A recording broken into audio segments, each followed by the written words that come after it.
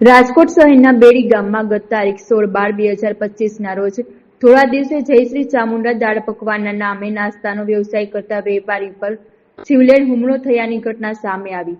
આ મામલે ભોગ બનનાર વેપારી વિપુલભાઈ રાણાભાઈ વડેચાએ પોલીસ કમિશનર લેખિત રજૂઆત કરી ન્યાયની માંગ કરી। ઘટનામાં એવું બનેલું છે કે એ લોકો આવીને દાદાગીરી કરતા હતા નાસ્તા માટે કે અમને આપી દો, અને એમાંથી બોલાચાલી થઈ અને એ લોકોએ પછી ગાડી બોલાવીને બીજા માણસોને બોલાવીને મારી પર હુમલો કર્યો। ટોટલ 6 લોકો હતા। અમારી માંગ એવી છે કે એ લોકોનો સરઘસ કાઢો અને જ્યાં ઘટના સ્થળે જે વસ્તુ બન્યું છે ત્યાં એનું સરઘસ કાઢો, એવી અમારી માંગ છે। એ લોકો બેડીપરાના છે, બહુ આઈડિયા નથી, બેડીપરાના છે। દેવસિંહ બાબુતર નામ છે, એકને હું ઓળખું છું, બાકીને હું ઓળખતો નથી।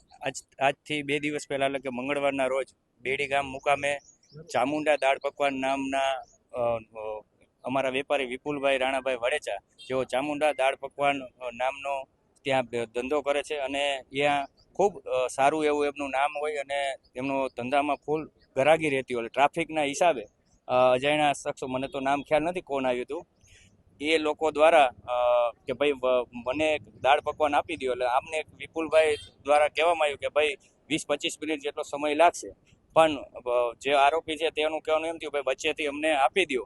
આપવાની ના પડતા તે લોકો ઉશ્કેરાઈ જતા વિપુલભાઈને ગાળો દીધી અને હાથ ઉગામ્યો।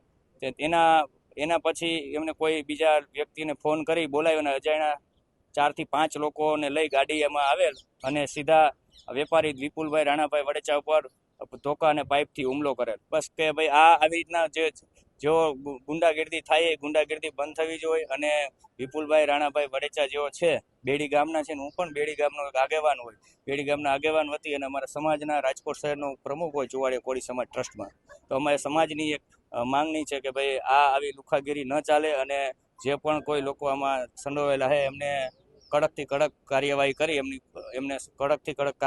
એમને સજા આપવામાં આવે।